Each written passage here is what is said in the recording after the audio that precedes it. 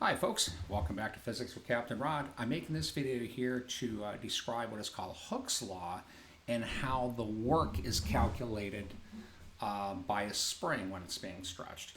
Okay, so first of all, let's chat about this picture right here. This is an example of a spring. It's just sitting there horizontally attached on the left. The spring has what's called an equilibrium position here, or an equilibrium length that I call L sub 0 there. So that's the unstretched length. It's not very difficult to show that if you want to stretch that force or that spring some sort of distance, you have to apply a force to it. And it's not that difficult to show that the force that needs to be applied is proportional to how far you stretch it, meaning that there's a linear relationship between the distance, how far the spring is stretched, and the force applied stretching it.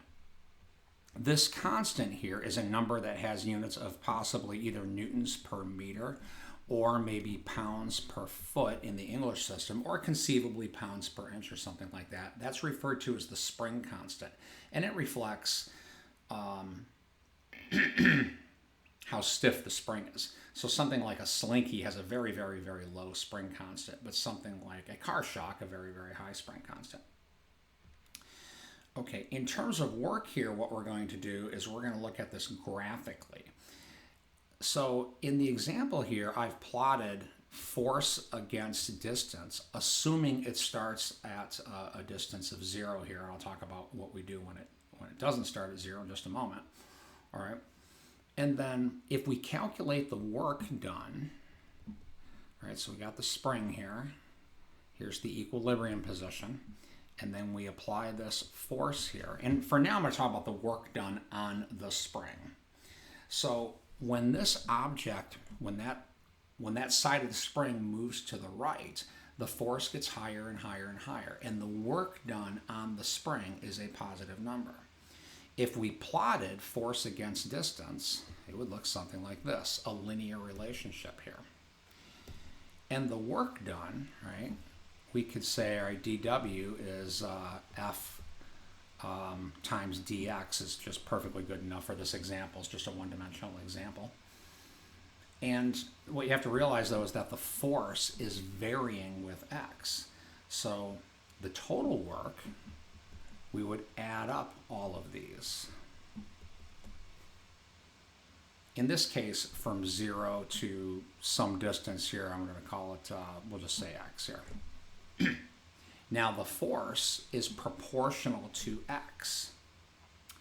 So this integral looks like kx dx from 0 to x. It's really kind of improper here to use the same variable for the limit as the variable of integration here. So I'm going to put primes on this here. We'll just call this kx prime dx prime. The primes are the position variable there. And what we get out of that is 1/2 kx squared. So this is an expression for the work done on that spring. Now, in this example, the work done on the spring is a positive number because the force is to the right and the displacement of the end of the spring is to the right. Okay, we can also talk about work done by the spring. Now, the spring actually is applying a force this way. So that we'll call this the spring force here. And if the displacement is to the right, then the work done by the spring is a negative number. It would be minus 1/2 kx squared. Now let's talk about what happens if we don't start at x equals 0. So maybe we start here at maybe x initial and end up at an x final. Well, then the work done is this area, which ends up being 1/2 kx final squared minus 1/2 kx initial squared.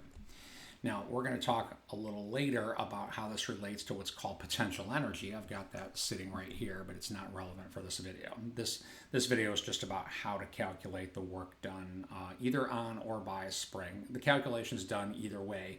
You just have to recognize the plus and minus signs.